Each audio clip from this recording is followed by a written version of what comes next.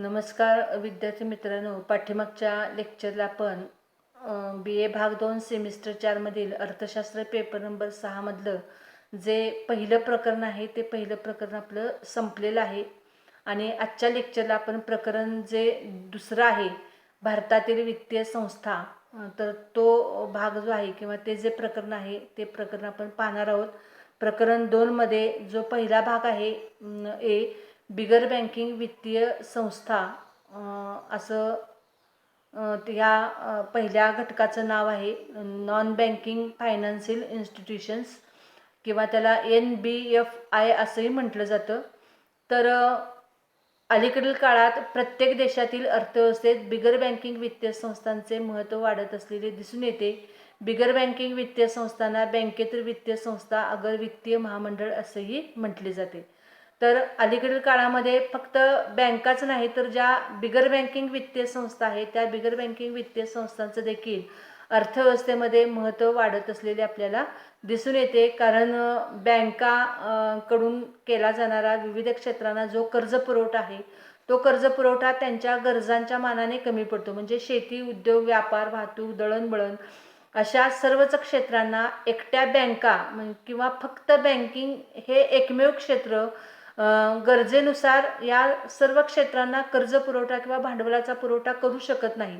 दुसरी गोष्ट म्हणजे बँकांकडून केला जाणारा कर्ज पुरवठा हा फक्त अल्प काळासाठी आणि मध्यम काळासाठी, म्हणजे अल्प मुदत आणि मध्यम मुदतीची कर्ज बँका देऊ शकतात.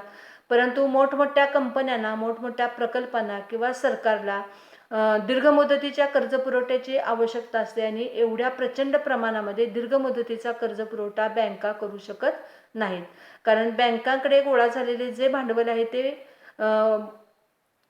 बचतीच्या रूपाने होत असते आणि त्यामुळे छोट्या छोट्या बचती गोळा करून बँका जो काही पैसा गोळा करतात तो पैसा बँका गरजू लोकांना कर्ज रूपाने वाटतात. परंतु दीर्घ मुदतीचे कर्ज मात्र बँका जास्त प्रमाणामध्ये देऊ शकत नाहीत आणि त्यामुळे उद्योगधंदे असतील किंवा वेगवेगळ्या कंपन्या असतील किंवा सरकार असेल, त्यांना जर काही महत्त्वाकांक्षी प्रकल्प उभे करायचे असतील किंवा मोठमोठ्या कंपन्यांना जर काही मोठ्या भांडवलाची आवश्यकता असेल तर त्यांची ही गरज बँका पूर्ण करू शकत नाहीत. आणि त्यामुळे आज बँकांच्या जोडीला बिगर बँकिंग वित्तीय संस्था ह्या ज्या संस्था आहेत, ज्याला विकास बँका या नावानेही ओळखलं जातं, तर या बिगर बँकिंग वित्तीय संस्था आज पुढं आलेल्या आहेत. आणि या बिगर बँकिंग वित्तीय संस्था किंवा त्याला बँकेतर वित्तीय संस्था असं म्हटलं जातं, तर या संस्था आज बँकांप्रमाणे कार्य करतात आणि विशेषतः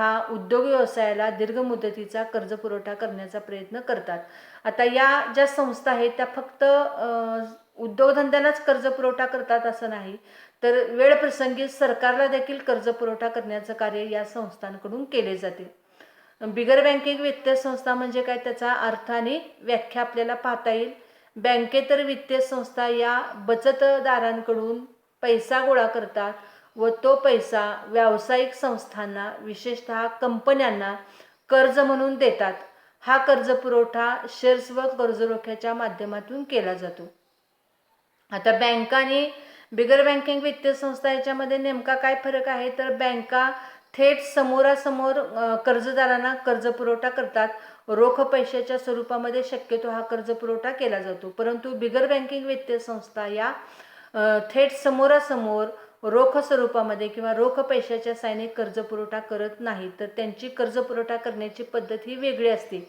तर जेव्हा कंपन्यांना कर्जाची किंवा भांडवलाची आवश्यकता असते तेव्हा आपण बघितलं की या कंपन्या आपले शेअर्स किंवा कर्जरोखे विक्रीसाठी काढतात. म्हणजे अगदी सरकारला जरी पैशाची गरज असली तरी सरकार देखील शेअर्स आणि कर्जरोखे विक्रीसाठी काढते आणि या शेअर्स आणि कर्जरोख्यांची खरेदी प्रामुख्याने या बिगर बँकिंग वित्तीय संस्थांकडून केली जाते. समजा एखाद्या बिगर बँकिंग वित्तीय संस्थेनं 2 लाख रुपयाचे शेअर्स खरेदी केले, एखाद्या कंपनीचे 2 लाख रुपयाचे शेअर्स खरेदी केले, तर याचा अर्थ त्या कंपनीला, त्या संस्थेनं 2 लाख रुपये हा भांडवलाचा पुरवठा केलेला आहे किंवा 2 लाख रुपयाचं कर्ज दिलेलं आहे. म्हणजेच बिगर बँकिंग वित्तीय संस्था या काय करतात, तर शेअर्स आणि कर्जरोख्यांची खरेदी करून एका अर्थाने भांडवलाचा पुरवठा करण्याचा प्रयत्न करतात. म्हणजे हा फरक बँका आणि बिगर बँकिंग वित्तीय संस्थांमध्ये असलेला आपल्याला दिसून येतो. बिगर बँकिंग वित्तीय संस्थेची महत्त्वपूर्ण व्याख्या केली जाते ती म्हणजे 1963च्या बँकिंग व्यवसाय कायद्यानुसार बँक म्हणून मान्यता असणाऱ्या, सामान्य जनतेकडून ठेवी स्वीकारणाऱ्या व बँकांप्रमाणे कार्य करणाऱ्या संस्थांना बँकेतर वित्तीय संस्था असं म्हटलं जातं. म्हणजे बिगर बँकिंग वित्तीय संस्थांचं वैशिष्ट्य काय की बँक म्हणून त्यांना कार्य करण्याची मान्यता मिळालेली असते. सर्वसामान्य लोकांकडून या बँका संस्था ठेवी स्वीकारतात, बँकांप्रमाणे त्या कार्यही करतात, परंतु त्या आपल्या नावामध्ये कुठेही बँक या शब्दाचा उल्लेख करीत नाहीत. आता त्यांना जरी मान्यता असली तरी त्यांना बँका असं म्हटलं जात नाही. बिगर बँकिंग मग वित्तीय संस्था कोणाला म्हटलं जातं तर त्यामध्ये विमा कंपन्या आहेत बघा.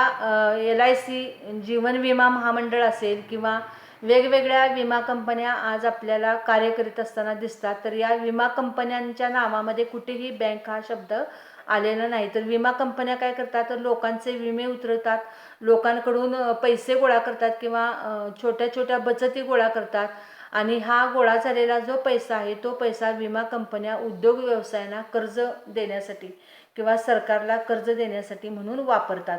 म्हणजे त्यांच्या नावामध्ये कुठेही बँक या शब्दाचा उल्लेख येत नाही. म्हणजे बँकांप्रमाणे त्यांचं सगळं कार्य आहे, ठेवी स्वीकारणे, कर्ज देणे, परंतु त्यांना बँक असं आपण म्हणू शकत नाही. त्यानंतर आहे तो म्हणजे विश्वस्त निधी, ज्याला UTI unit trust of India असं म्हटलं जातं. विश्वस्त निधी या छोट्या छोट्या बचती गोळा करतात, गरजूंना म्हणजे ज्या कंपन्या आहेत त्या कंपन्यांना भांडवलाचा पुरवठा करतात, पण त्यांच्या नावामध्ये कुठेही बँक या शब्दाचा उल्लेख असलेला आपल्याला पाहायला मिळत नाही. त्यानंतर गुंतवणूक कंपन्या आहेत, ज्याला फायनान्स कंपनी असं म्हटलं जातं. कर्ज कंपन्या आहेत, लोन कंपनी. त्यानंतर गृह फायनान्स कंपन्या या फक्त घरासाठी कर्ज पुरवठा करण्याचा प्रयत्न करतात. म्युच्युअल फंडाची योजना आहे तर किंवा भिशी मंडळ असतील, बचत गट असतील तर त्या देखील बिगर बँकिंग वित्तीय संस्थांसारखंच कार्य करतात. म्हणजे बचत गट असतील, महिला बचत गट वगैरे आहेत किंवा भिशी मंडळ आहेत, तर ह्यांचाही समावेश बिगर बँकिंग वित्तीय संस्थांमध्ये होत असतो. या बिगर बँकिंग वित्तीय संस्थांची जर एकंदरीत परिस्थिती पाहिली तर या ज्या सर्व वेगवेगळ्या संस्था आहेत त्या संस्थांना आपण बिगर बँकिंग किंवा बँकेतर वित्तीय संस्था किंवा त्याला नॉन बँकिंग फायनान्शियल इन्स्टिट्यूशन असं म्हटलं जातं. म्हणजे बँकेप्रमाणे कार्य करणाऱ्या परंतु प्रत्यक्ष बँक म्हणून कुठेही बँक या शब्दाचा उल्लेख न करणाऱ्या संस्था म्हणजेच बँकेतर वित्तीय संस्था होय. बिगर बँकिंग वित्तीय संस्थांची महत्त्वाची भूमिका असलेली दिसून येते. एक म्हणजे बिगर बँकिंग वित्तीय संस्था या ऋणको व धनको यांना एकत्र आणण्याचं कार्य करतात. म्हणजेच दीर्घकालीन कर्जाची मागणी करणारे ऋणको आणि दीर्घकालीन कर्जाचा पुरवठा करणारे जे धनको आहेत त्यांना एकत्र आणण्याचं कार्य हे बिगर बँकिंग वित्तीय संस्थांच्या माध्यमातून केले जाते. त्यानंतर बचत व गुंतवणुकीला प्रोत्साहन. बिगर बँकिंग वित्तीय संस्था वेगवेगळ्या आकर्षक व्याजदराच्या ठेव योजना आखत असतात. त्या माध्यमातून त्या पैसे गोळा करण्याचा प्रयत्न करतात, म्हणजे बचती गोळा करण्याचा प्रयत्न करतात आणि बचतीच्या रूपाने गोळा झालेला जो पैसा आहे तो पैसा उद्योग व्यवसायांना भांडवलाचा पुरवठा करून एका अर्थाने त्यांना म्हणजेच कंपन्यांना किंवा सरकारला गुंतवणुकीला प्रोत्साहन देण्याचा प्रयत्न करतात. त्यानंतर तिसरी भूमिका आहे ती म्हणजे व्यावसायिक क्षेत्राला मदत.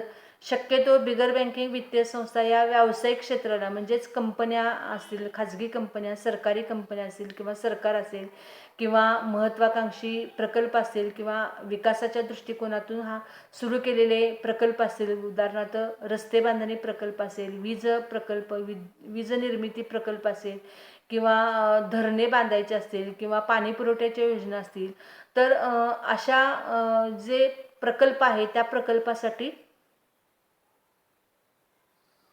सरकारला भांडवलाचा पुरवठा करण्याचा प्रयत्न केला जातो. त्यानंतर मध्यवर्ती किंवा केंद्र सरकारला मदत. मध्यवर्ती सरकारला म्हणजेच केंद्र सरकारला जर काही भांडवल उभं करायचं असेल, देशातल्या देशामध्ये जर पैसा उभा करायचा असेल तर केंद्र सरकार आपले कर्ज रोखे विक्रीसाठी काढू शकते किंवा केंद्र सरकारच्या मालकीच्या जर काही कंपन्या असतील तर त्या कंपन्यांचे शेअर्स विक्रीला काढले जातात आणि त्या माध्यमातून भांडवल उभं करण्याचा प्रयत्न करतात. तर ह्या शेअर्स आणि कर्जरोख्यांची खरेदी कोणाकडून केली जाते तर बिगर बँकिंग वित्तीय संस्थांकडून, म्हणजेच विमा कंपन्या, विश्वस्त निधी, गुंतवणूक कंपन्या असतील तर ह्यांच्याकडून काय केलं, किंवा म्युच्युअल फंडाची योजना असेल तर यांच्याकडून शेअर्स आणि कर्जरोख्यांची खरेदी केली जाते आणि त्या माध्यमातून भांडवलाचा पुरवठा करण्याचा प्रयत्न केला जातो.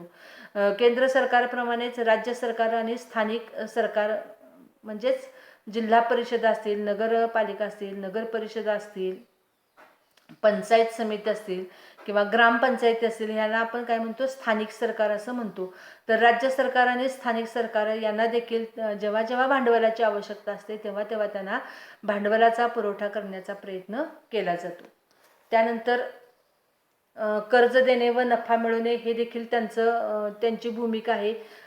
या बिगर बँकिंग वित्तीय संस्था छोट्या मोठ्या बचती गोळा करतात आणि गोळा झालेल्या बचतीमधून गरजूंना भांडवलाचा पुरवठा करण्याचा प्रयत्न करतात, म्हणजेच एका अर्थाने त्यांना कर्ज देण्याचा प्रयत्न करतात.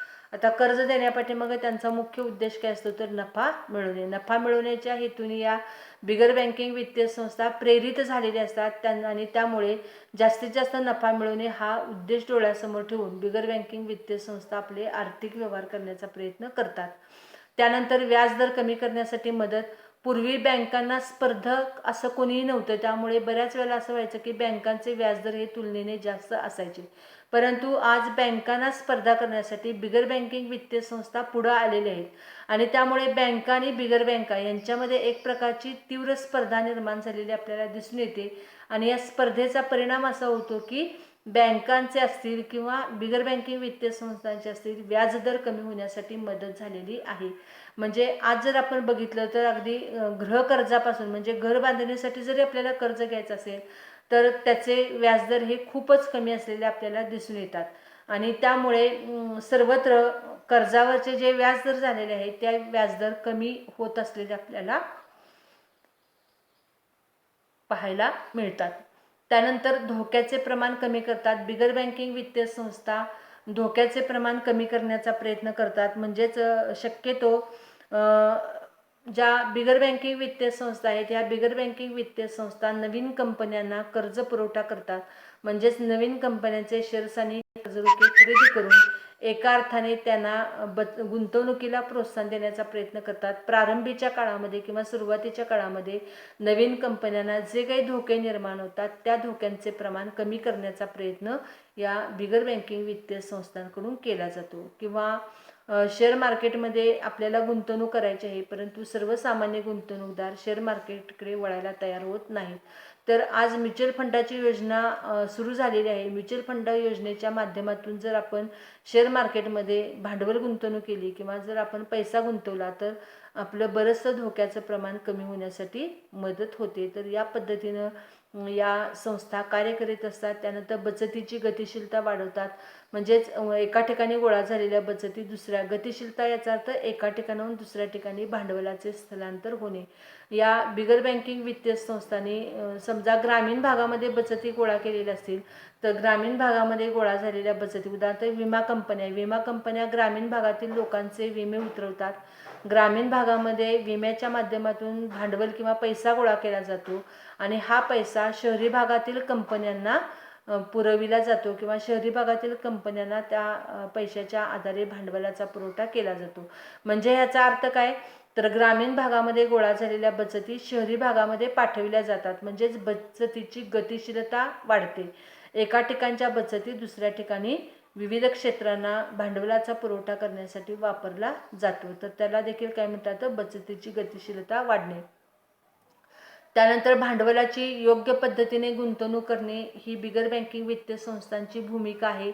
बिगर बँकिंग वित्तीय संस्था वेगवेगळ्या रूपाने बचती गोळा करतात, पैसा गोळा करतात आणि गोळा झालेल्या पैशाची योग्य पद्धतीने गुंतवणूक करण्याचा प्रयत्न बिगर बँकिंग वित्तीय संस्थांकडून केला जातो. त्यानंतर नवीन मालमत्तेची निर्मिती करण्याचा प्रयत्न केला जातो, कारण या संस्था जेव्हा नवनवीन उद्योग संस्थांना कर्ज पुरवठा करतात त्यावेळी नवीन मालमत्ता नवनवीन ठिकाणी निर्माण होत असते आणि त्याचाही फायदा हा देशाच्या आर्थिक विकासाच्या दृष्टिकोनातून होत असतो. त्यानंतर भांडवल बाजारामध्ये एक प्रकारची स्थिरता किंवा स्थैर्य निर्माण करण्याचं कार्य या बिगर बँकिंग वित्तीय संस्थांकडून होत असते. त्यानंतर आर्थिक व्यवहारामध्ये वाढ. आज बिगर बँकिंग वित्तीय संस्थांच्या माध्यमातून एकंदरीत जर आपण परिस्थिती पाहिली तर आर्थिक व्यवहारामध्ये वाढ होत असलेली आपल्याला दिसून येते. म्हणजेच आर्थिक उलाढाली आज सर्वत्र वाढत आहेत. वेगवेगळ्या क्षेत्रामध्ये शेती, उद्योग, व्यापार, वाहतूक, दळणवळण अशा वेगवेगळ्या क्षेत्रामध्ये आज आर्थिक व्यवहार प्रचंड प्रमाणामध्ये वाढत असलेले आपल्याला दिसून येतात. आणि हे केवळ कशामुळे शक्य झालेलं आहे तर बिगर बँकिंग वित्तीय संस्थांकडून केला जाणारा जो भांडवलाचा पुरवठा आहे त्या भांडवलाच्या पुरवठ्यामुळे आर्थिक व्यवहारामध्ये वाढ होत असल्याचे आपल्याला दिसून येते. आणि शेवटचा भाग आहे तो म्हणजे अर्थव्यवस्थेला लाभदायक. जर आपण पाहिलं तर अर्थव्यवस्थेला बिगर बँकिंग वित्तीय संस्थांची जी कामगिरी आहे ती अर्थव्यवस्थेला लाभदायक ठरत असल्याचे आपल्याला दिसून येते. तर या पद्धतीनं अर्थव्यवस्थेमधील वेगवेगळ्या क्षेत्रांना भांडवलाचा पुरवठा होत गेल्यामुळे विविध क्षेत्रांचा जलद गतीने विकास घडून येतो. आणि जेव्हा विविध क्षेत्रांचा विकास घडून येतो तेव्हा एकंदरीतच देशाच्या अर्थव्यवस्थेचा विकास घडून येण्यासाठी मदत होत असते. तर अशा पद्धतीनं बिगर बँकिंग वित्तीय संस्था हा जो आपला पहिला हा घटक आहे तो आपला या ठिकाणी संपलेला आहे. आपल्याला दुसऱ्या प्रकरणामधलं आणि तिसऱ्या प्रकरणामधलं आपल्याकडं जे मटेरियल उपलब्ध आहे, कारण आपल्या सेकंड सेमिस्टरची पुस्तकं गेल्या वर्षी आपल्याला मिळालेली नव्हती, त्यामुळे आपल्याकडं जे उपलब्ध मटेरियल आहे तो भाग आपण घेणार आहोत. आणि त्या पद्धतीनं आपण अगोदर तो संपवून घेऊन परीक्षेच्या दृष्टिकोनातून आपण ऑब्जेक्टिव्हची तयारी करण्याचा प्रयत्न करणार आहोत. तर या पद्धतीनं आपलं बिगर बँकिंग वित्तीय संस्था हे प्रकरण 2 मधला जो पहिला हा घटक आहे तो या ठिकाणी संपलेला आहे. विद्यार्थी मित्रांनो, पुन्हा एकदा सूचना आहे की परीक्षा फॉर्म आपले भरणं सुरू झालेलं आहे. अजूनही कोणी परीक्षा फॉर्म भरले नसेल तर त्यांनी वेळेमध्ये भरायचे आहेत. आणि आपल्या मित्रमैत्रिणींपर्यंत हा निरोप परीक्षा फॉर्म भरण्याचा निरोप तुम्ही द्यायचा आहे. जास्तीत जास्त विद्यार्थ्यांनी परीक्षा फॉर्म भरावेत किंवा त्यांच्याकडून भरले जावेत ही एकंदरीत त्या ठिकाणी अपेक्षा आहे. तर आज आपण या ठिकाणी थांबणार आहोत. धन्यवाद.